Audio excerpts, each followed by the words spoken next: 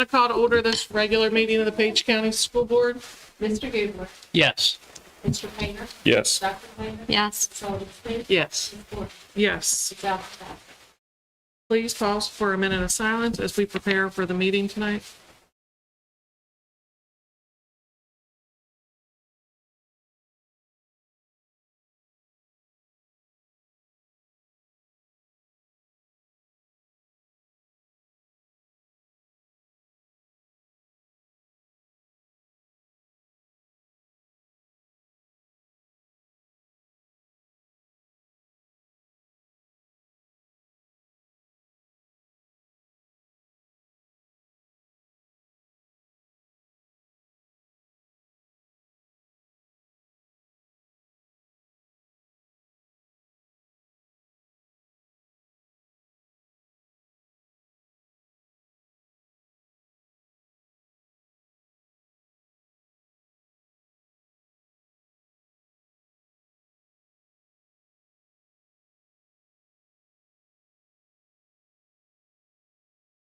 Stand for the pledge.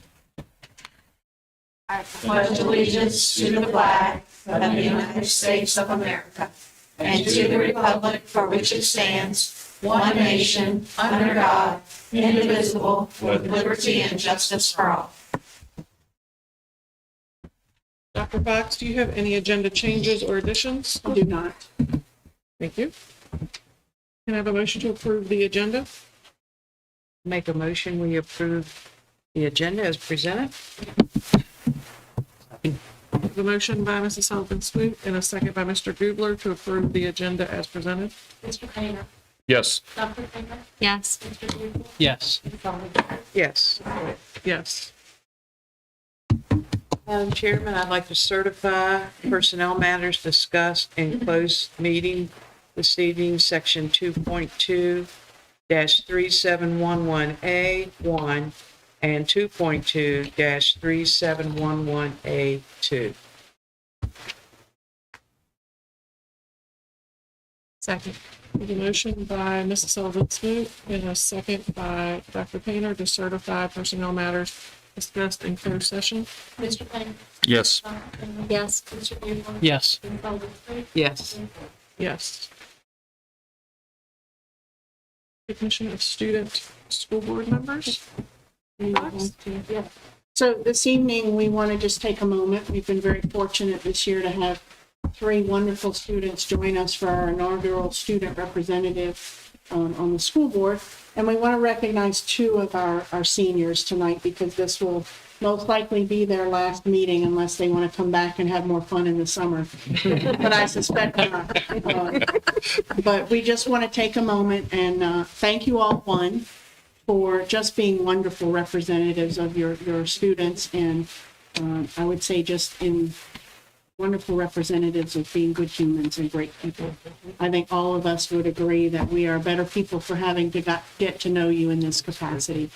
And I'll say too on our strategic planning committee for the work that you did there. So the board will certainly have an opportunity to address you all as well.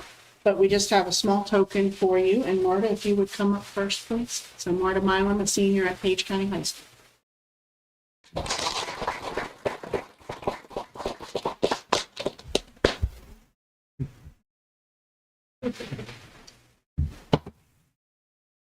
And Jackson Morris, also a senior at Page County High School.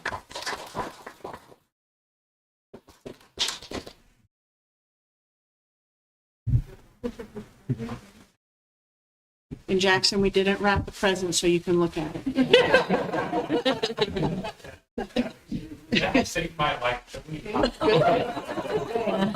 Well, then if we do nothing else in life, we've got you set. But I don't know if the board members would like to speak now or if you want to speak during your comments. I'll defer to you all, but just know how grateful we are to the 2 of you. Well, I would just like to say, serving on the board is really a good thing. But what's so good about this is we got to meet you all and got to know you. And in our position, we all have an opportunity to get out into the schools all the time and meet people and whatever. So thank you, number one, for applying. And then, again, it's just been great having you, and you brought a lot of good information back to us that it's good for us to know. And we're looking forward to interviewing some students for next year. So, again, and best of luck to each of you and all that you plan to do in the future. And who knows, you might be a school board member. Cannot wait to see you come back and implement everything you learn when you go away to college back in Page County. He'll bring you back here. So then you could, just like Ms. Sullivan-Smoot said, maybe one day be sitting on the school board or another board in our town. Thank you all.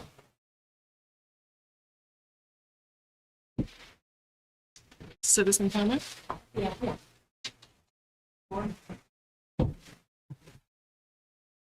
I'm going to read this real quick before you get started. You're good. You can stay up there.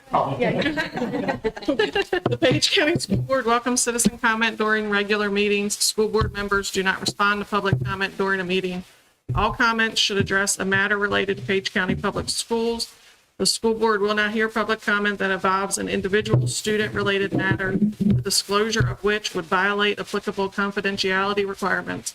The school board expects that each speaker will be courteous, modeling for our students how one can respectfully agree or disagree with others' views. Speakers will address their comments to the entire school board and not to one individual board member, nor to the superintendent, a staff member, or the audience. Speakers will have 3 minutes to present their comments from the podium.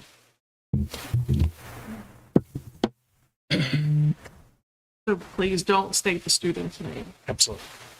Well, thank you all for having me. And dear members of the Page County Public School Board, I want to thank you for the opportunity of allowing me to be here and speak. The reason for me being here today is due to political reasons. Yesterday evening, I was informed by a friend that a student at Page County High School had made a political post in reference of our campaign for Commissioner of the Revenue. I am the current campaign manager for Thomas Balderman, who is seeking the office of Commissioner of Revenue. After a few hours later, we learned that this post was created by an instructor, Eric Smith, who wrote the post and had the student post it to Facebook. I will be happy to share it with you if you would like. The post was very detailed for a high school girl, in my honest opinion. Also, about a little over a week ago, Thomas Balderman, who I'm currently working for, was attending an event at the Luray Elementary School with the Ruritans and the patriotism community. There was no politics involved in this event. However, later on, we on our campaign were told that Tom's opponent, Mrs. Smith's husband, wrote a very detailed letter to all of you, basically saying, keep politics out of the classroom. We find this to be very hypocritical. As time went on, we have discovered that Eric Smith has been handing out T-shirts to students with his wife's name on it. The way we discovered this is due to a teacher coming forward and seeing it with her own eyes. I will give you her name in private if needed. She is willing to come forward if called upon. The point we're making here is what's good for us should be good for all. The comments from the post were very slanderous as well as detrimental to the reputation of Thomas Balderman and the campaign he is on. Make no mistake, we understand that you, the members of the school board, can't control what you don't know. We ask that this type of behavior from Eric Smith cease immediately. Thank you all. Thank you. Thank you.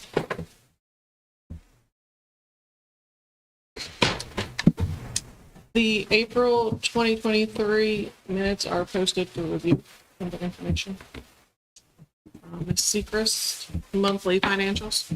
Yes, good evening, board members. You all have been provided the April monthly financials where expenditure and revenues were $2,748,715.28. Along with that, you've been provided with the local match calculation that we did balance with the treasurer's office. And if you have any questions, I'll do my best to answer them. Thank you, Ms. Sechrist. Thank you.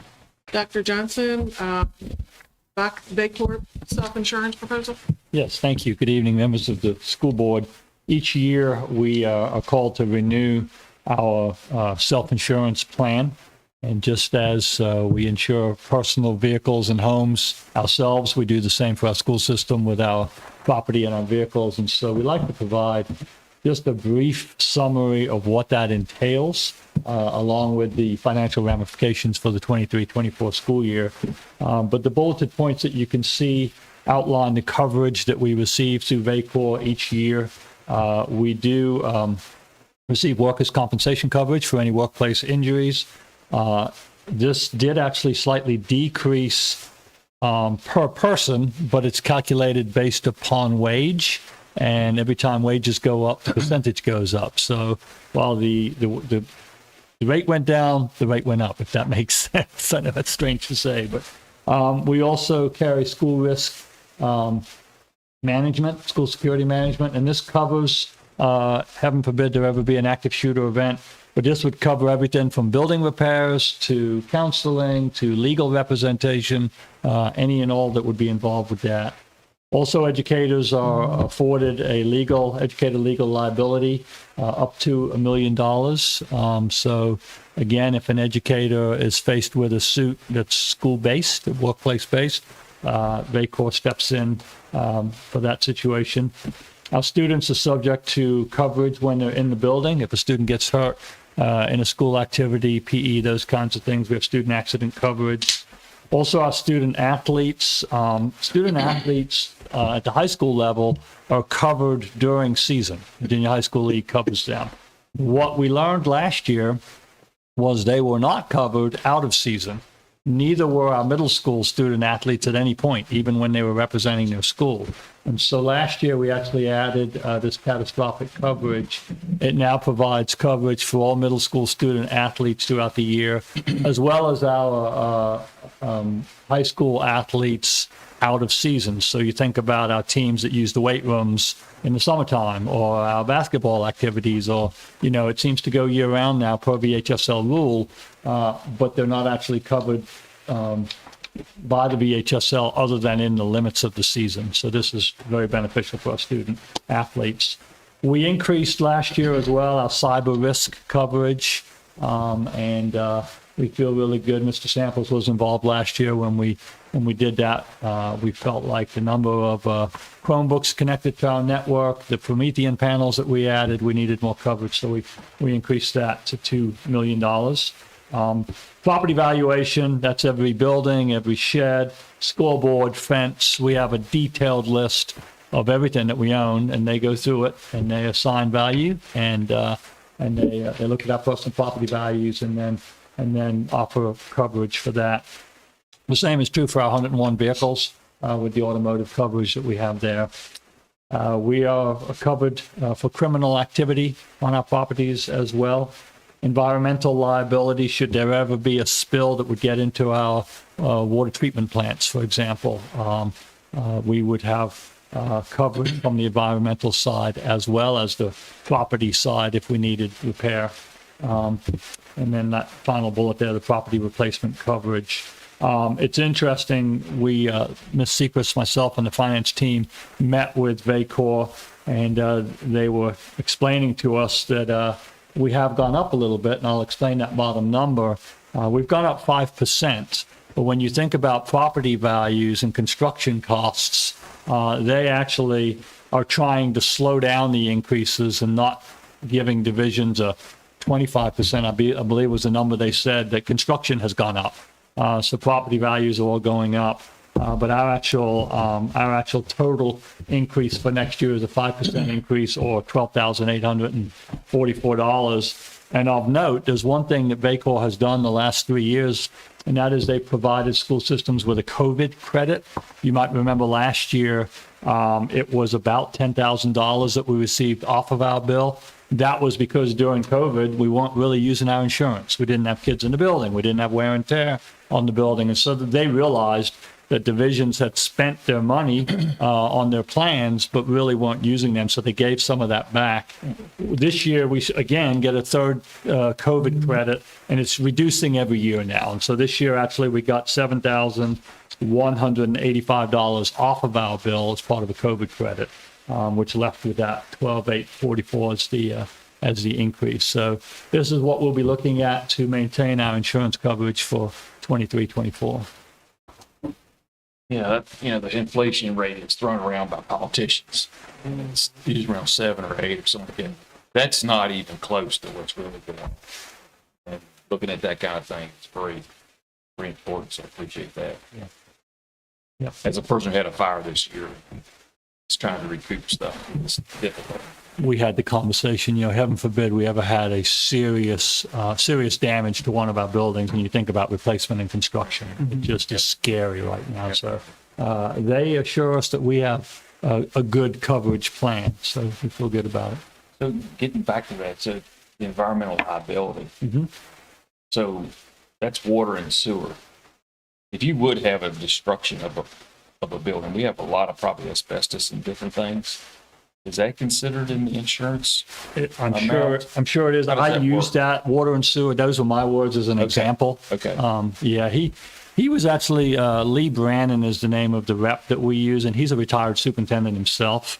And he kept going into examples with Ms. Sechrist and I in regards to if this happens, you always reach out to us. If you have a cyber attack, the first thing you do is reach out to us because they have investigative units. And the same with this. He said the very first thing you do is reach out to us if we're talking EPA and that kind of thing. Yeah. Yeah, hopefully, I would just ask the question, just to verify for me, that they handle the, disposal of dangerous materials in Yes. that, because that gets in the money. We've done that on sites in DC, and it's into a lot of That's a money. great question, and I will check on that. Thank Yeah.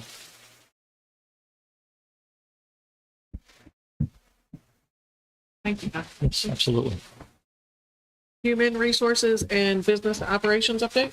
Yes, just want to keep you all updated. The first little bit is just a repeat of what we talked about last board meeting. It's just really so the public employees remember that we are looking at getting our contracts out. Our goal is Friday, May the 26th, and we're going to ask employees to get those back to us no later than Thursday, June the 1st at the close of business. And we'll be working with employees throughout that week, making ourselves available for questions, assistance, making sure people don't forget. We know that school divisions around us are in this process right now, and so it's very important that we be diligent and timely on this. So that's our plan right now, unless anything were to change. I thought you'd enjoy hearing a little bit about our staffing progress. The year's rolling right along. As of yesterday, we were looking at 11 teacher vacancies across the division.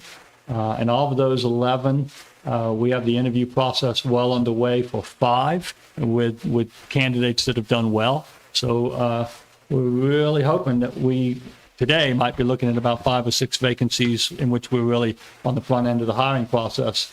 Attrition rate is always something that I've enjoyed following over the years because it's been a pride point for Page County Public Schools. When I would meet with regional HR directors, probably July, August, we'll look back and say, how'd you do? How many staff did you lose? How many did you keep? The numbers that I'm giving you today, right now, these numbers are wonderful.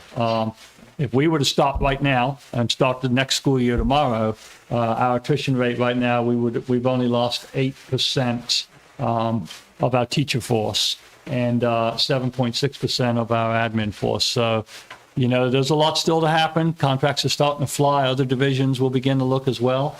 We know that happens. It's part of the process, but we are in a very good position for mid-May. And so I just want to share that with you as well. I think that has a lot to do with morale. It has a lot to do with leadership at the school level and at the central office level, and it starts at the top with you all and the superintendent. So we're encouraged. I'll say that. I wanted to give you an update on transportation. We've run into some difficulty with just a sub shortage. We ran into this week. We had to delay some athletic trips until after routes were run. We had a situation where we struggled to get an out-of-state trip going. We're just a little bit short, and it's not something we're shying away from or hiding from. We've lost some of our sub drivers. And so we've got some very, very faithful drivers. We pick up the phone and say, can you drive? They'll say, Absolutely. No question, doesn't matter when. The challenge is those folks also run daily routes. So it becomes difficult then either you make the athletic team go late or you double up a route and somebody's then running late because the driver does their route, comes back and does another route. So just to share with you, because of that, we are really trying to get active. I met with the transportation team a couple times this week. We're going to locate some buses around the county with some banners on them. Just not everybody, as Mrs. Smoot usually points out, not everybody's on the computer. Not everybody's reading the internet. And so the physical banners, we've talked about trying to access some of the digital signage across the county to let folks know we're looking. I've talked to our training team about even doing some additional training this summer and seeing if we have current employees that would be interested in being emergency drivers. We've talked about that here at the central office as well. I started my career driving a school bus as a coach, and there are those of us that could get licensed again and say, we're not going to be in a bind, we're not going to miss a trip, we're going to make it happen. So everybody's chuckling at the table here. They don't want me to drive a school bus. I'm just going to let you know that. But those are the sorts of ideas we're throwing around to get this done. Could not be hit in a car. Up the liability. Yeah. And the other idea, and we are open-minded, if people in the community have ideas, somebody threw a really good idea at me the other day, and that was, had we thought about approaching current CDL drivers? We've got fire truck drivers, ambulance drivers, large equipment and construction vehicles. Had we thought about that pool of people, again, to build ourselves sort of an emergency list? Not that we need them every day. Our routes are pretty solid. It's when we have to go to these other places and our right drivers need to be on the road from 3 to 4 with students. So just wanted to give you all the update on that we're working hard and we need to fix this before the school year begins again next year. Two other things that are not on your slide there. I wanted to let you know that the facility study that you all approved, I guess about a month ago now, has begun. And our maintenance team has been doing walkthroughs with the company Bureau Veritas. They've done walkthroughs at both Shenandoah Elementary and Page County High. I'm told that they took almost 2,000 photos of equipment, and they're getting specs and labels and equipment, and then they've gone back and they're taking a deep dive into our facilities, our equipment, functionality, and then they'll be back with us probably in a couple of weeks with findings. So we started with just 2 schools. We wanted to find out, and then they'll continue in the summer months with the other buildings. So I wanted to let you know where we were at with that. And the other thing we were able to have our first committee meeting on employee leave. We've been exploring that policy, and we went out and we secured 6 veteran staff, all different walks of employment. We have maintenance, we have teachers, we have office workers, but all of them, the average number of accrued days for those 6 people is approaching 100. So these are folks that have been with us a long time, have a lot of accrued sick and or vacation leave, and gave tremendous input in our first meeting. Very, very helpful. So we're in the process of sorting out notes from the first meeting, getting with central office admin, and then if need be, they've agreed to come back to the table for a second meeting. But so that's rather than rush that, we had a meeting scheduled and we had to postpone it. It was the same day as Mr. Short's funeral. So that delayed us a week, but we're moving on that. So that's all I have. Thank you. Mhm. Instructional update, Ms. Ryman? Good evening, board members. I get the pleasure of sharing, it's that time of year, of course, we're celebrating a lot of different things. And there's been a lot that's happened in the last couple of weeks since we last met. So one of the first things I wanted to highlight is a congratulations to Page County High. They have been nationally recognized as one of the 100 best WISE schools for teaching personal finance. That's quite an accomplishment, and they should be very proud, both the staff and students, for that. I think it's been about 2 weeks ago. Honestly, the dates are running together on me. But the program there, you can see a list of, I believe it was 32 Page County Public Schools students who were recognized at Laurel Ridge for either earning a Certificate of General Education or an associate's degree. Marta and Jackson are there. My pictures are a little fuzzy. I sat behind all the parents, so I didn't get to get as close as they did. But we got to recognize all of those students who attended, and that's quite an accomplishment, to graduate from high school and have one of those under your belt heading into college. So we're very proud of them. And then I also got to go to JMU last week one evening. Believe it or not, it's actually the graduation of the first cohort of the Valley Scholars. So those two students, Whitley McCoy from Page County High and Hannah Ruffner from Luray High, started with the Valley Scholars when they were in 8th grade, so 9 years ago, and went through that program that we're blessed to have that partnership with JMU and are graduating. So that was very exciting as well. And talking with the folks at Valley Scholars, Page County currently has 30 students at some level within that program. So that's again, a great commitment. And then just this week, of course, we celebrated our Teacher and Support Staff of the Years for each school and recognized for the division Miss Valerie Farrell, instructional coach at Stanley Elementary, as Teacher of the Year, and Miss Teresa Lamb as the Division Support Staff Member of the Year. And that was a great evening to celebrate as well. This picture is some of our mentors who gathered with us to celebrate and recognize them. We can't underestimate. Dr. Johnson just shared with you that attrition rate for teachers. And a lot of that, again, goes credit to a lot of people, but those people in the photo as well. They've been mentors to new teachers this year, and we can't underestimate the value that brings. I think we have about 40, so that picture is not representative of all the people that have contributed to that. So many thanks to them. And then the last two slides I have are just some random pictures that the schools have sent for Teacher Appreciation Week and all the fun things they've been doing. You can see they've been enjoying lots of food, lots of good looking food there. That one right there, thanks Blake. You'll see the top picture with the oven mitts. They were actually getting, I'm not going to remember the right term. They were getting their hands with the treatment. Yes. Paraffin wax, that's it. Thank you. Can you tell I don't get to go do this? Paraffin wax treatments from the students at PCTC. So that was fun. They had lots of fun with those things. So yeah, exciting couple of weeks. Thank you. Dr. Fox, the 2023-24 calendar revisions. I'm laughing because I have some things to learn in life. I know you put wax in your hands.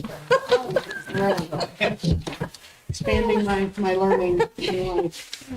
So, all right.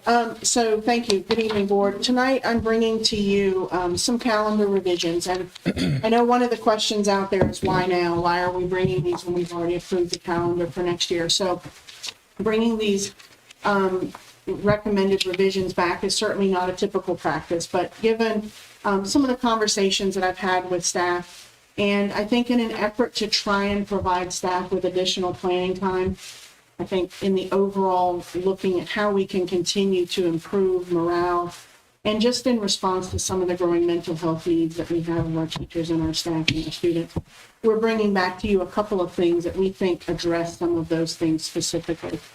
So what you see on this draft, where you see the red circles, those are changes to the calendar. So I'm going to walk you through them.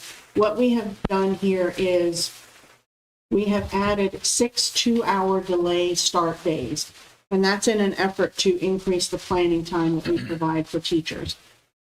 So you'll see that those are in September. There's one on October 18th. There's one on December 6th. There's one on February 28th, March 13th, and May 8th.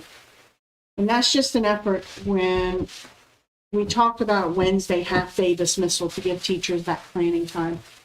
Wednesday early dismissals create havoc not only in our transportation system, but also for parents in terms of childcare. And given where we are right now with childcare in the county, it's a little bit harder to push something like that out. Whereas a parent might much more readily be able to absorb a delay in the morning with their children coming in 2 hours late.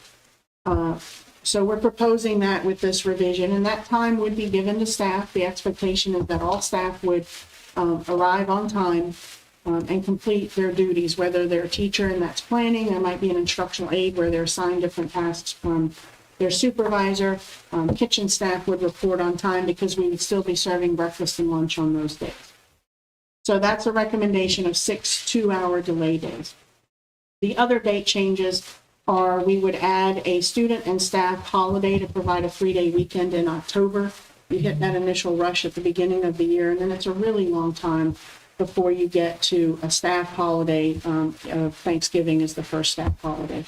So that is a natural state holiday on that Monday, so we would propose that. Some staff have asked us to kind of take a look at the winter break and how we do that. So what we're proposing is that December the 20th would become a half day for students, and the 21st would become a holiday for all staff except 12 months. 12 months would work on that 21st. That adds a little bit of an extension to the winter break. We are putting the 20th as a half day because I'll explain in a minute. We had a request from some of our administrators to look at an additional parent conference and kindergarten registration day. January 2nd would become a student holiday, but a teacher work day. Our staff expressed how great it was to have that day to come back from the winter break and be able to get ready for the end of the first semester. That happens very quickly in January. And then that April 8th is the Monday after our spring break. That would be put in as a student holiday, but would be our parent-teacher conferences that happen. It would also be kindergarten registration and pre-K enrollment. In the past, kindergarten registration has happened by using substitutes, and teachers and staff would then be handling the registration. The unfortunate part is we don't have those level of substitutes anymore to do that. So we were successful. We did that this year. We've asked staff to give us feedback, and they appreciated, and parents did too, to have the flexibility to come in all day to be able to register their students. And then the only other one doesn't impact students a tremendous lot, but on June 19th, we would celebrate the state holiday there with students in summer school being off and staff being off for the Juneteenth holiday. So I'm bringing this to you all tonight. I'll bring it back to you at the next meeting for approval, but just some additional updates to our calendar for next school year. Can we ask questions at this point? Absolutely. So the, those 6 days with the 2-hour delayed entry, Yes. do we recoup those on the back end, or we just lose the instructional time? We just lose those instructional hours. We don't lose the days. So we maintain 176 days. We just would lose those 2 hours. And what the schools do is compress their schedule so that like at the secondary level, they'd still get to see each teacher on the course of that day and still have lunch. I hate for us to lose instructional time.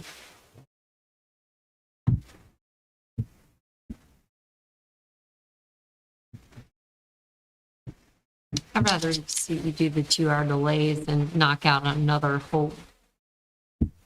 Say that again. I said I'd rather see the 2-hour delays a few times than just take a whole day off somewhere. Like that October 9th date, instead of taking that off. No, I'm saying that that's like the 2-hour delays. I think it's important too, but I mean, I'd rather see you do it in like a 2-hour here or 2-hour there than just take off another whole day. Oh, I got you. Okay. But let's say Not losing any we days. actually get snow next year. Would you say, whoops, nope, now we need to have this in as a full day? It's possible. We do have because of the hours. So because we don't meet the state, you can do 180 or 990. 90. So because we're under the 180, which is where we've been in the past, and it's regionally, we're in sync with the other school divisions. We have some extra hours built in, so we would base it on that. But we got a really harsh winter. It's possible that some of these days that we've given in the spring would have to become student days. We're also due for flood, you know. Yeah. So in the fall, we might lose some of those. But yes, we would have to take any student date that's on here, could potentially become, any student holiday would then become a, including the 7th of June, that could possibly, we could back the school year up. It wouldn't be a popular decision, but that's a possibility there.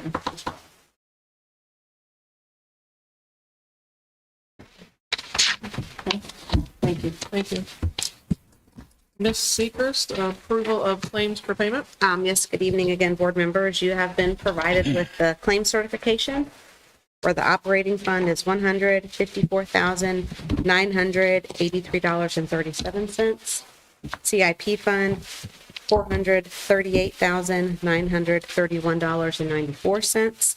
Food service fund, $40,550.62. Total expenditures, $634,465.93. Along with that, you've been provided with the list of claims as well as the check registers. And if you have any questions, I'll do my best to answer them. Make a motion that we approve the claims for payment as presented. Second. We have a motion by Mr. Painter and a second by Mrs. Sullivan Smoot to approve the claims for payment as presented. Yes. Yes. Yes. Yes. Yes. Thank you. Ms. Seacrest, approval of purchase orders over 10,000. Yes, board members, we have 4 purchase orders this evening for your approval. The first 3 are with technology funds for Chromebook cases, Optiplex, 170 Chromebooks and licenses along with those. The last one is for a special education software curriculum and training that would come along with that.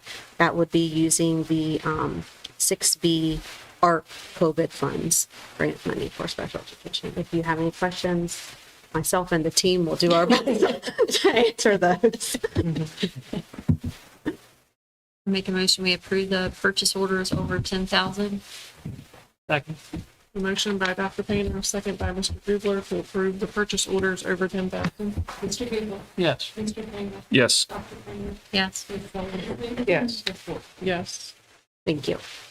Ms. Seacrest again, resolution of funds. So this is the resolution to reallocate funds. I'll just explain a little bit before I read it into the record because we have been categorically funded. So if you have any questions, once I get through this, just let me know.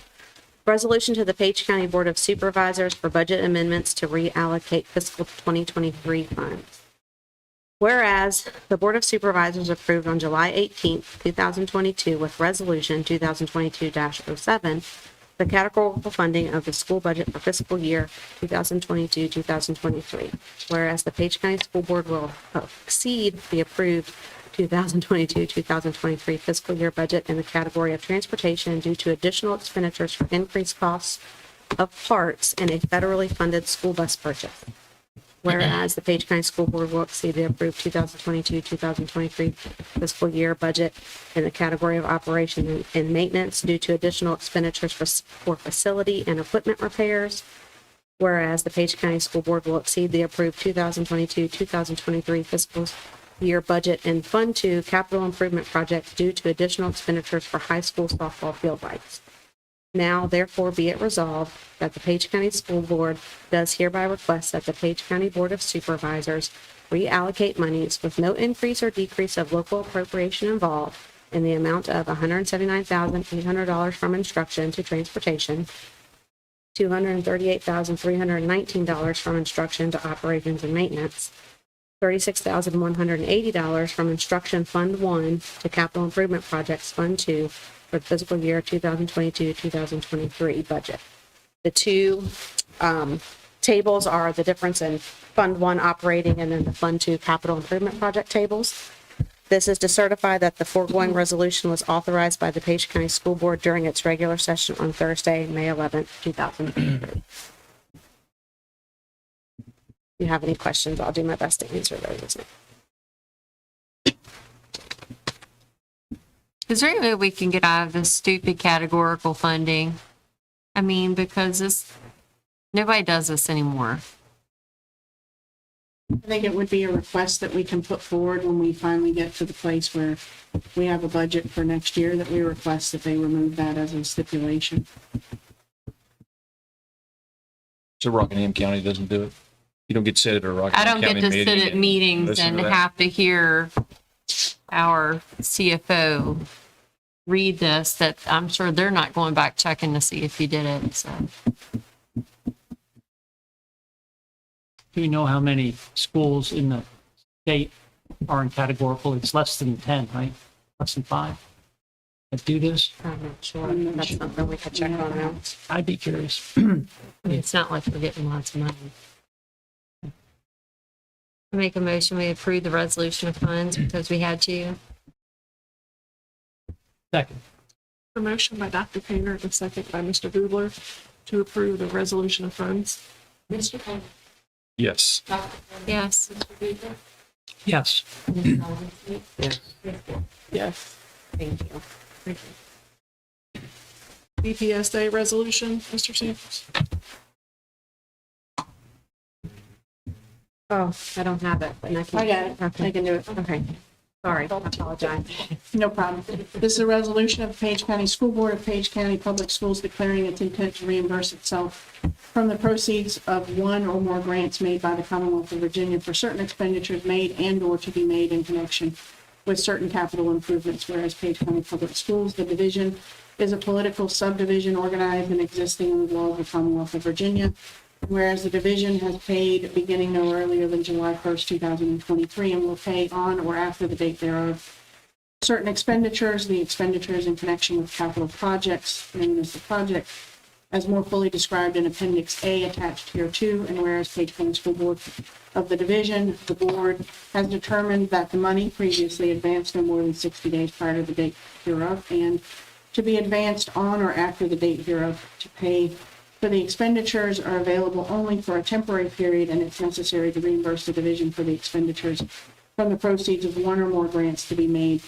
by the Commonwealth of Virginia, the grants from the proceeds of its tax exempt equipment notes, known as the notes. Now therefore be it resolved by the board as follows. Section 1, the board hereby declares the division's intent to reimburse the division with proceeds of the grants for the expenditures with request to the projects made on or after July 1st, 2023. The date hereof, the division reasonably expects on the date hereof that it will reimburse the expenditures with proceeds of the grant. Section 2, each expenditure will be of the type properly chargeable to the capital account under general fund income tax principles, determined in each case as a date of the expenditure. Section 3, the maximum cost of the project is expected to be $258,000. Section 4, the division will make a reimbursement allocation, which is a written allocation by the division that evidences the division's use of the proceeds of the grants to reimburse the expenditure no later than 18 months after the labor date on which the expenditure is paid or the project is placed in service and abandoned, but in no evident event more than 3 years after the date of which the expenditure is paid. The division recognizes that exceptions are available for certain preliminary expenditures, costs of issuance, certain de minimis accounts, expenditures by small issuers based on the year of the issuance and not the year of the expenditure, and expenditures for construction projects of at least 5 years. Section 5, the resolution shall take effect immediately upon its passage of 11th day of May 2022. And then the last page just shows you those areas and the descriptions of the projects. First off, that was very impressive. Yeah, she won't read all of them. That was 5 breaths. So I'm going to make a motion that we approve the BPSA resolution Done. as read by Dr. Fox. Second. A motion by Mr. Painter and a second by Mr. Gubler to approve the BPSA resolution. Mr. Painter. Yes. Dr. Painter. Yes. Mr. Bieber. Yes. Ms. Robinson. Yes. Ms. Moore. Yeah. Ms. Jeffries, policy EFE. Good evening, members of the board. I come before you tonight to ask for approval of the recommendations of the Wellness Committee with regards to changes to the wellness policy, which were presented at the last meeting. I would also like to recommend that we put an effective date of July 1, 2023 on that, just so that we're not trying to change it mid-school year. Make a motion that we approved policy EFE, the local wellness policy that was presented last time with the effective date of July 1, 2024. Second. We have a motion by Dr. Painter and a second by Mr. Painter to approve policy EFE. Dr. Painter. Yes. Mr. Bieber. Yes. Mr. Painter. Yes. Ms. Robinson. Yes. Yes. Thank you. Health insurance 2324, Dr. Johnson. Yes, at our last meeting, we reviewed with you the proposal for our Anthem Local Choice health insurance for 2023-24. And tonight, we ask for your approval so that we can move forward with the Pierce Group and get our processes in place. From a financial point of view, the bottom number will not change regardless of how the budget is settled with how much employees do or don't contribute to that. So we need this approved so that we can move forward with the actual planning piece of the plan. I move that we approve the health insurance for 23 and 24 as presented. Second. A motion by Mr. Gubler and a second by Mrs. Sullivan Smoot to approve the health insurance 23-24 as presented. Mr. Goodwin. Yes. Mr. Quinn. Yes. Yes. Mrs. Sullivan Smith. Yes. Yes. Thank you. Thank you. Dr. Fox, school board meeting date change. Yes, thank you. So to accommodate several staff and board members who are participating in the National Communities and Schools activities in June, we are requesting that the board meeting that was originally scheduled for Thursday, June 8th, be moved to Tuesday, June 6th. There'll be no change to the time or the location of the meeting. I make a motion that we approve the school board meeting date change from June 6th to June 8th.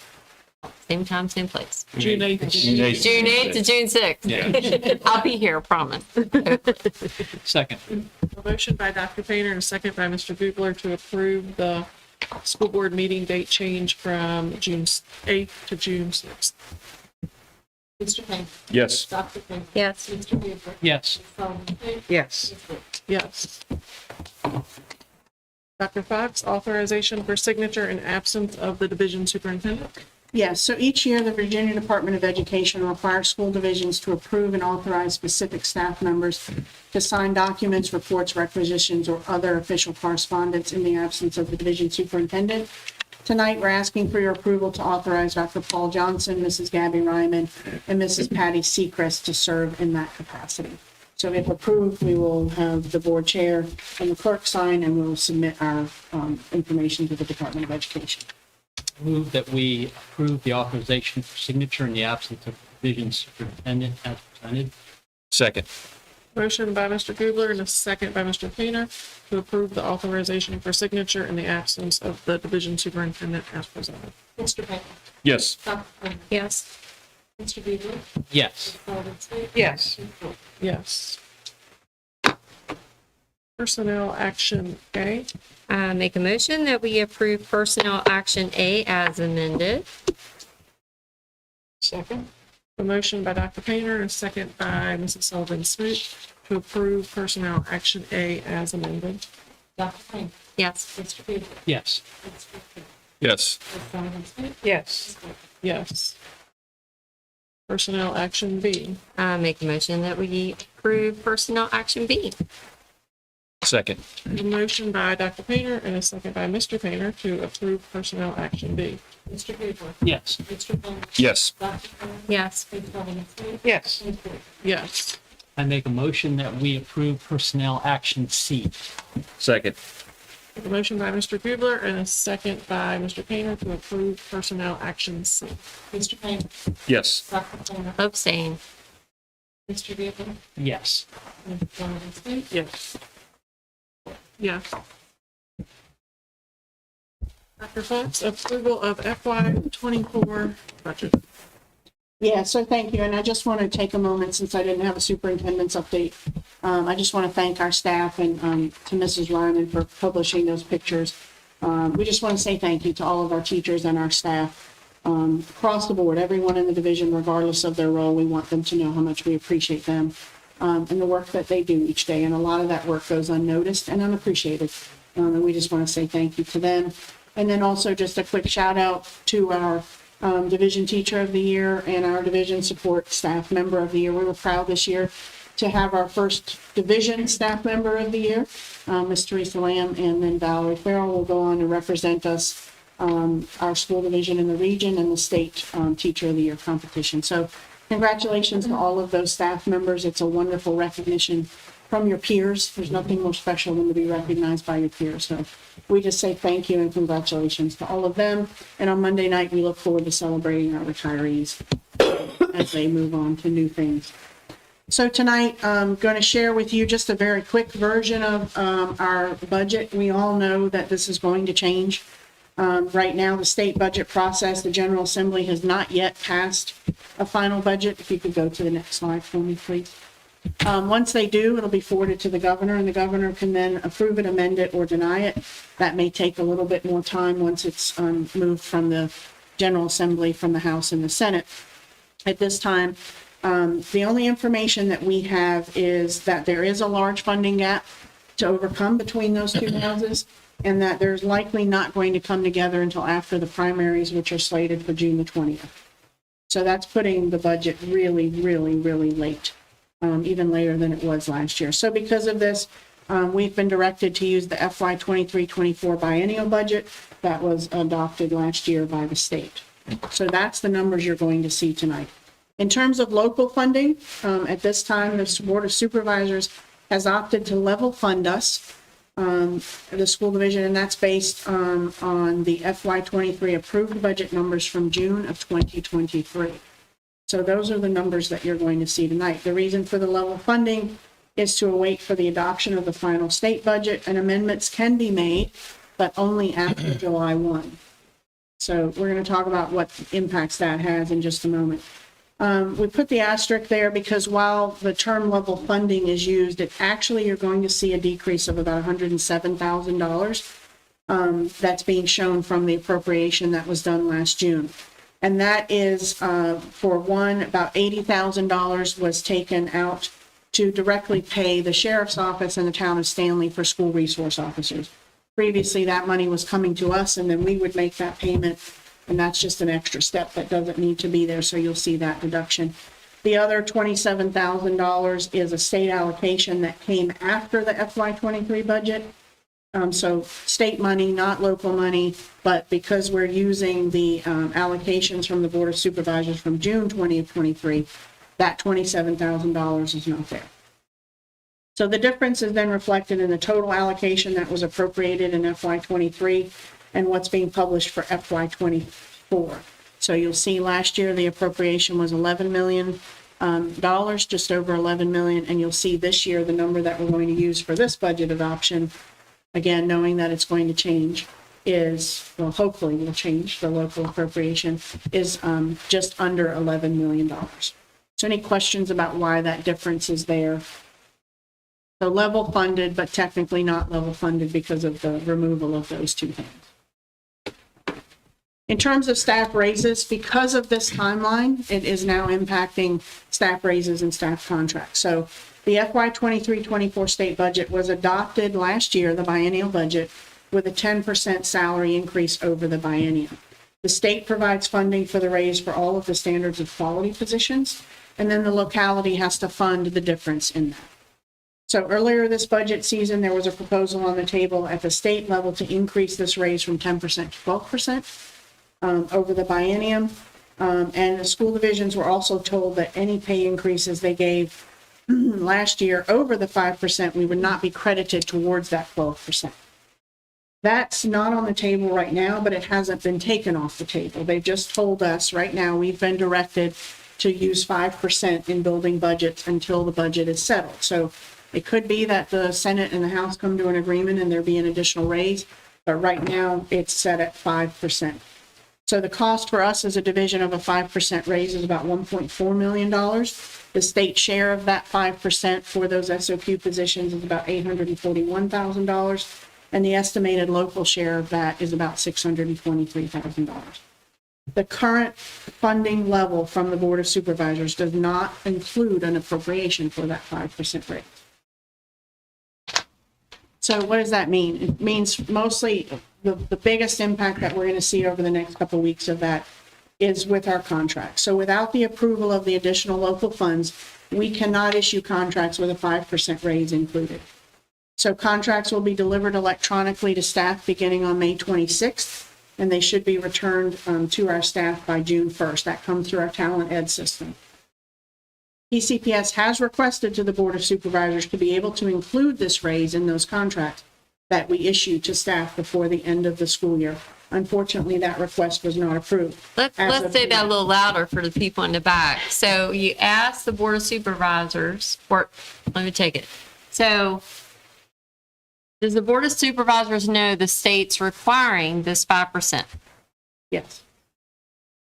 But yet we get less money. You're supposed to get 5%. We've requested from them to fund that 5%. And No. Right now, we have not been granted that, and we don't want to write our contracts with that 5% without their agreement and, and essentially saying they're going to fund that money. so nothing says appreciation like you're not worth what the state says that we're supposed to give you. Are they also aware that literally all our surrounding school systems around us are all going forward with 5, 6, 7% raises? Yeah, that information's been shared. So sorry, Paul, your attrition rate's going to go. Phew. And that is a concern. That's why you'll see those impacts down there. We are concerned about that because the surrounding divisions not only pay more than us just in basic pay, but now they're also including the raise. So you are going to have some teachers, whether they're current or new, that might be considering a job with us, who are issued a contract from, say, Shenandoah County, which is doing 5 and a step. Plus you take the difference that Shenandoah is already paying a little bit more than us. To a new teacher, that could be thousands of dollars, and they're going to say, I'm going to go to Shenandoah. Sure. Because of that. So the impact of that, unfortunately, we're likely going to feel. And that's really, really unfortunate. And it's a For us. timing thing, correct? Yeah, The it is a contract timing. piece, Mhm, yeah, right? yeah. Because, And they're certain to go because the paving will be over by then, because right now that would keep me from. Right. You know what's sad? Our kids are the ones that pay the price. And let me say it again. Our students are the ones who pay the price. If we paid attention earlier, when you had to do the whole Mother May I speech, it was taking money out of instruction to put it in transportation to fix buses. Well, and it was also taking it to put into lights. Which should have been in place years ago. And which could have been covered, with end of year funds. yes, end of year funds that were given back before. Yeah. So, yeah. And I, as a board member, I'm perfectly fine with any teacher living in District 4 to call Larry Foltz. If you vote, if you're a teacher and you vote at Stanley Elementary, Larry Foltz is your board of supervisor, and call him and voice your opinions on it. Bus drivers, custodians. Jeff Vaughn is District 5. You live between Fairview and Judy Lane and Stanley, call Mark Stroop. And if you're east of Luray and kind of north of Luray, it's Mr. Lauterbach. And it's not just parents, though. It's all community members. Yeah. Because it ultimately impacts the entire community, whether you have kids in school or not. And Mr. Guzzi is District 1, correct? Yes, Mr. Boozy is district. That's And correct. they voted Springfield Elementary. Yeah. Mr. Guzzi, Springfield Elementary. Yeah. So in terms of timeline challenges, what you all are, you shared some of this. This is what this means now moving forward. So with a state budget not being approved until late June, the Board of Supervisors have stated that they can't make amendments to their budget, which they adopted on May 1st, until after July 1st. So their first scheduled meeting with the Board of Supervisors is July 17th. So unless they hold a special meeting earlier in July, the first time that we could potentially get any amendment to get an increase in funds would be after the 17th of July. But you've been telling them about this 5% since before they adopted their budget. I mean, we knew about this last year because it was a part of the Yeah. biennial budget. So it's not like, oh, we're just now telling you. They've known and chose to do it. It's a mandate. Yeah. So, with that, the first pay period in July is July the 14th. So what likely will happen is that we'll use current funds to cover any increases. And then it would likely have to, if they approve a raise in July, that money would then have to be retroactively refunded. And that puts a burden on our staff. We have one person who does pay. Do we know if any other county departments got things they requested? From the Board of Supervisors. There were, I think the SS got an increase of about 600 and some $1,000. Oh, there's a 5%. There were a couple in there. Or from the are board. there county employees getting raises? That I do not know. I will ask. I don't know that. What's good for the goose is good for the gander. So the other part, in addition to the staffing piece of potentially losing current employees or not being able to hire, we also can't post or hire for any positions that we put in. Because if you recall, there's a substantial number of positions that we put in there in support of students in our buildings. We're very careful that those positions were going to support the schools and the mental health and the behavioral needs that we have. We can't post any of those positions potentially now until the middle of July. Because we don't have any funding. Nothing is approved to be able. So that's a detriment to us. We have a gentleman's agreement in this region that we don't steal and poach and plunder from each other of June 15th.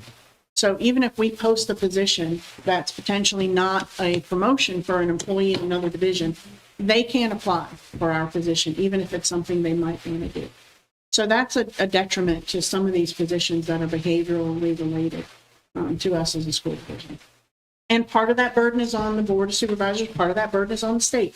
By the state not approving a budget and politicians not getting in there and negotiating this, some of that burden, it's not all on our Board of Supervisors.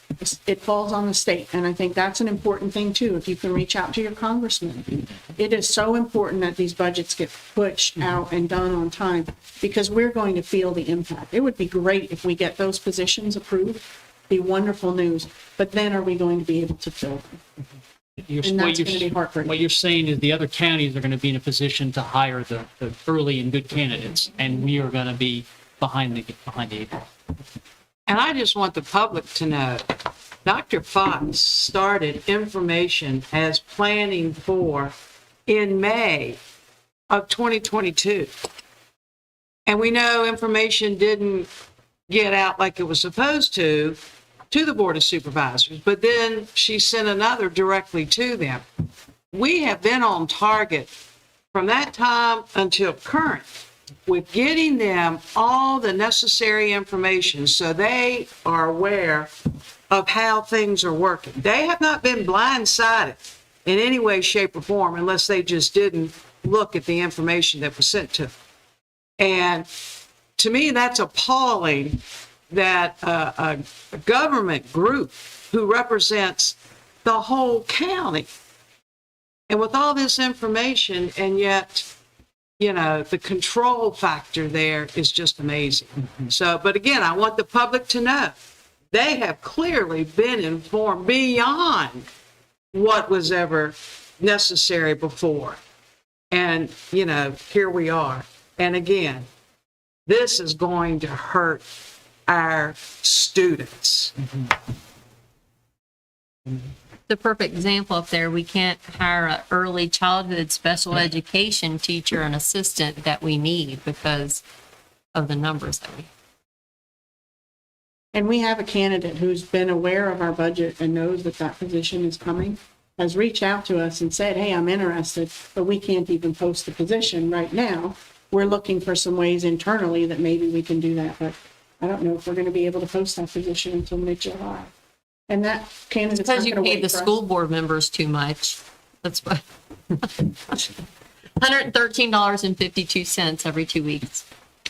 So the last couple of slides for you, just wanted to go back to what Dr. Johnson shared. In terms of health insurance, we are seeing an increase of 9.9% this year, which is a total of $422,000. And we have some options there with it. Most years, the division absorbs all of that, 100% of that cost. There is an option that we are considering and looking at, because it does have a minimal impact on our staff, of potentially pushing 25% of that cost down to the employee and the division picking up 75% of that. So I said Dr. Johnson would share it shortly on that previously, because he already talked about that. But just want that out on the table, that that's a consideration, because that $100,000 of savings might be absolutely critical to us this year in terms of where we go, whether we get, what amount of funding are we going to get from the state and or from the Board of Supervisors. So I think it's only fair to put that out there. And it is a minimal impact on staff. I think, Dr. Johnson, one of them was only an $8 increase, is that correct?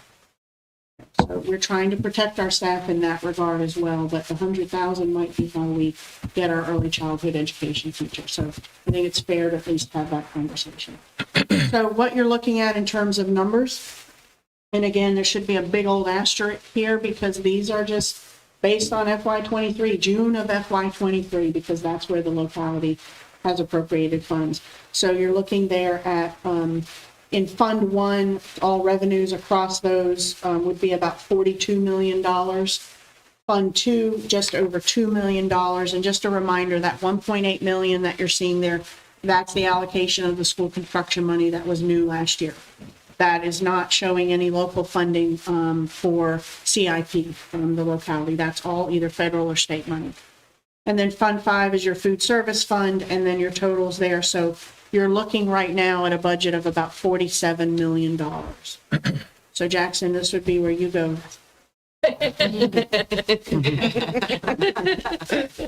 So what does that mean in terms of where were we last year? Where are we right now in terms of proposed? This shows you the difference, and this again is based on the allocations. It includes the local allocations, and the state funding is leveled with FY23. So you'll see that there's a difference right now of about $760,000. And a lot of that you'll see is coming from that Fund 2. That's the ESSER funding. We've spent a lot of that money, so you're going to see that decrease for a lot of the HVAC work that we've done. So the next steps in terms of where we are, the state budget, again, until we have that finalized, hopefully that'll be in June. We can't move forward with any other budget-related decisions. The same is true of the Board of Supervisors until we get a budget appropriated from them that's updated rather than last year's appropriation. We can't move forward with any budget-related priorities. So once we get information from the state, we'll come to you. We'll let you all know. We'll come back. We likely will have to call a special meeting or a budget work session. Come back. We'll then lay out all these numbers. We'll come back to all those positions that we've talked about and see what we have funding for and what we don't. We'll talk with the Board of Supervisors and keep them updated. So tonight, what we ask for you is to adopt a budget in the amount of $99,540 for FY24. And this adoption comes with the understanding that once the state budget is adopted, amendments would be made to the PCPS FY24 budget that you're adopting tonight, as well as additional requests to the Board of Supervisors for local funding provisions. So that is our ask tonight, is that you adopt this budget, which we have to do by state code. We've got to do it within 15 days of the Board of Supervisors. So that's why we're here with these numbers presenting to you tonight. Make a motion, we approve the FY24 budget. Second. A motion by Dr. Painter and a second by Mr. Gubler to approve the FY24 budget. Mr. Taylor? Yes. Dr. Taylor? Yes. Mr. Gabriel? Yes. Ms. Walton? Yes. Yes. Thank you all. Thank you. Board member discussion time? I just want to share that this past Saturday evening at Shenandoah Elementary School, which was Shenandoah High School until 1961. They had their 84th high school reunion at the school. 94 were present. This is the only active high school high school alumni association in the state of Virginia. And what was remarkable was that two of the members were there. Mrs. Lucille Balker, is 100 years old, and she will be 101 years old June the 6th. And she told them, now I don't feel I'm 101. Now I have a little eyesight problem and I have a little hearing problem, but I can still talk. And Mr. Fisher, who was also there, is 100 years old. And I don't know what you're supposed to look like when you're 100 years old, but he looked pretty good and spoke and so forth. And it's just amazing in the work that it takes to get all this. In fact, the treasurer told me, she said, I've been doing this for 30 years. I don't know how much longer I can do this. And they're hoping that they're going to have it next year, and they're getting some things worked out. But the highlight for me was I got to introduce our new school board member. It's Milan. They didn't know we had student school board members. They do now. And so anyway, she was there because she was awarded a $2,000 scholarship from the Shenandoah High School Alumni Association. And applications were taken, and there was the committee and so forth and so on. So hats off to the Alumni Association at Shenandoah High School. And I just think it's amazing. And as I said, I hope Ms. Balker is there next year. So anyway, it was just a very special moment. And they talked about, and I just want to say, there was a lady there who did a little presentation, Laura Jenkins. She's the courier of our museum. She gave a history, well, not just the school in Shenandoah, but the whole county. And so maybe one day we can invite her to come and share, because she went from all the independent schools, like the little ones, all the way in. And it was so interesting. It didn't take very long, but that's just something to consider. But if you get a chance, she's got that at the museum too. So just a neat. They probably don't know this, but there's a Linville-Edom High School Alumni Association from Rockingham County. Okay. They meet at the Wood Grill on the third Thursday on odd month of the year. Okay. Yeah. There you go. That works. Yeah. It'd be neat to get them together then. Yeah, that would be. I'll pass that on. So I don't want to say too much, because I've talked the one's ear off. That's my board of supervisor person, but I don't know how some people sleep at night, knowing that, I mean, pretty much their heart's 2 sizes too small, and it's more about them, and they just don't see the bigger picture. And I just feel like it's the past, has it been twice we've met with them in the last year to talk about our issues and things that we've had, and they seem to have a sympathetic ear and don't realize that's what's going on. When we meet in the library, first at Salem Elementary, this year, Page Middle. And then within like a couple months, it's just like that conversation never happened, because they knew what the need was. Things put on the proposal were based on that need. And then kind of like, well, basically, here we are just still playing Mother May I. I'm just going to start referring to your resolutions as that. So I just don't know how some people sleep at night. So I'd like to hit on some of that as well, and some of the things we talked about earlier. So I truly appreciate Dr. Fox and her staff and the way they communicate the important information, the budget updates, not only to the school board, but also to the board of supervisors, to their budget staff in the county, and to the public. I haven't seen this level of timely and comprehensive reporting and transparency since I started on the board nearly 8 years ago. Okay. But sadly, there's what I think is a false narrative being perpetuated by some of the board of supervisor members and many others, that PCPS is not being transparent. It just doesn't make any sense. So, not being transparent with our budget. But I think the public really needs to know this and ask questions and talk to their board of supervisors. So I'll follow up on that conversation or that comment as well. So we had a meeting, or I had a meeting with Dr. Fox and his secrets the other day, and our school system does things outside of our duties and responsibilities. We're supposed to teach subjects to provide good students with character. Now, the character thing is woven in here because there's many times that we do things that are someone else's responsibility within this county, or there is nobody with responsibility in this county to do those things. And I asked both of them, let's stop doing it.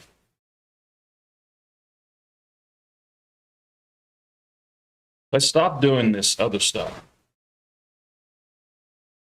And as I'm saying that, Mrs. Ryman is tearing up. And what I was told by Dr. Fox was, we cannot let these students fail. We cannot provide care for these students beyond what a school is supposed to do. And as many times we get the Board of Supervisors with us to see, they'll never see the things that our teachers see. They will never hear what a student has to go home and their lives are situated in a lot of times in unstable ground.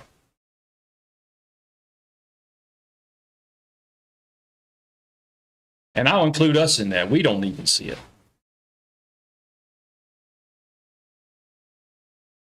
I don't wash a child's clothes so they can have clean clothes, but our schools do.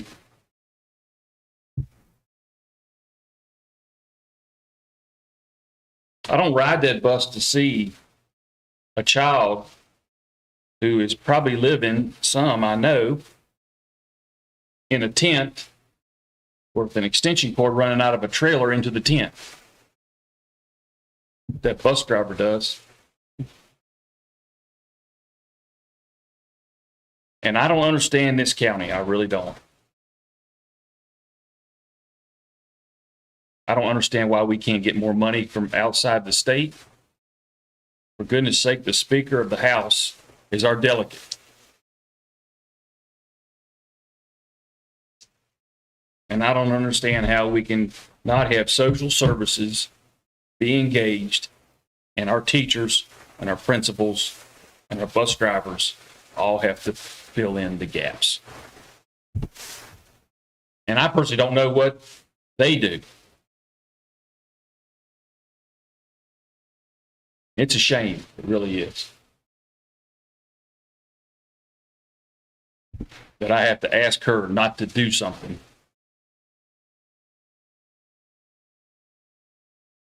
to make it work.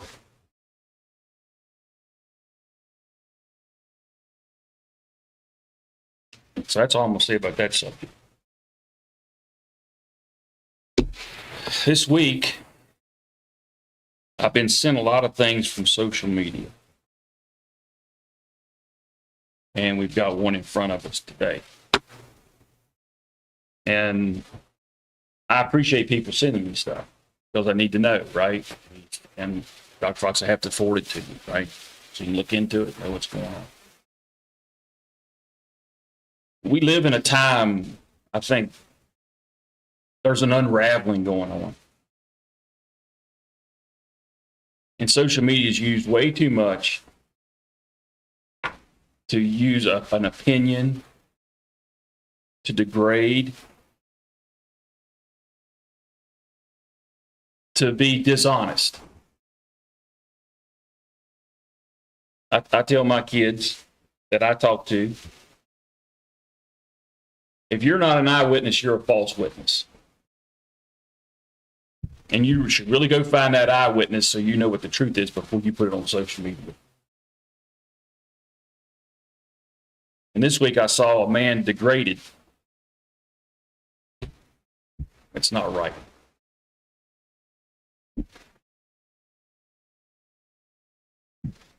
I wish I could apologize to you. On a lighter note, Marla, thanks for being a tutor at the rec center. Thanks for sitting beside that little kid that couldn't wait to get something to eat. You put your arm around him, I saw that. And help him with math.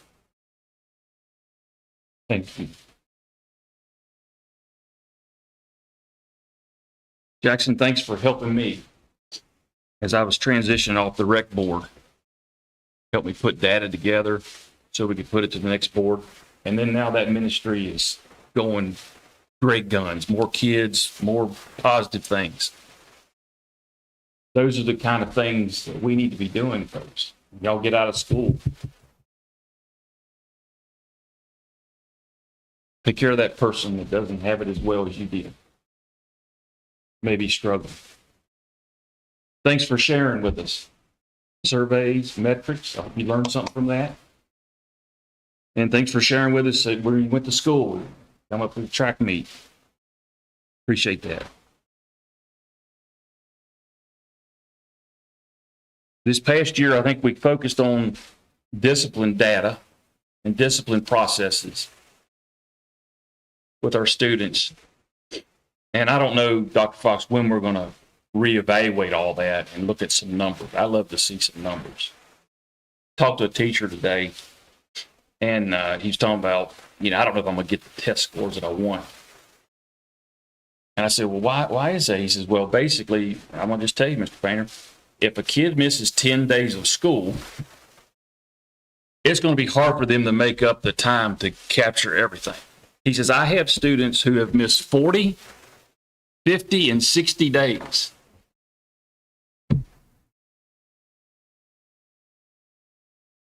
We got to get our kids back, and I know we're doing our efforts to get them in, but we got to get our kids back in school in a disciplined way if we're going to improve next year.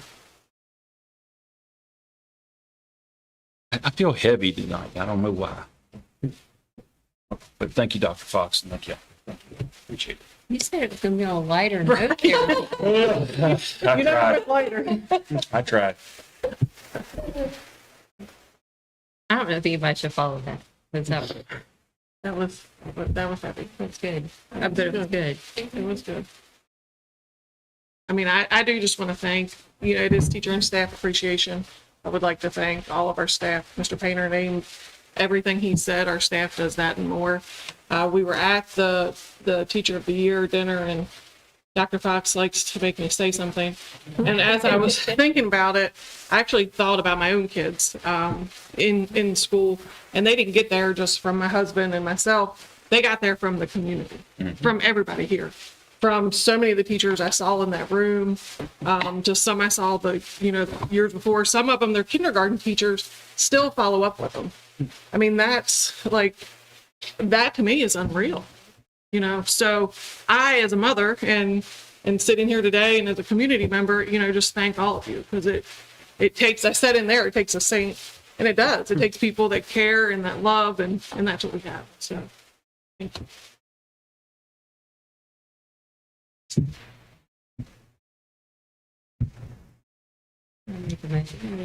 Second. With a motion by Dr. Painter and a second by Mr. Painter to adjourn. Dr. Painter? Yeah. Mr. Daniel? Yes. Mr. Painter? Yes. Solid State? Yes. Yes.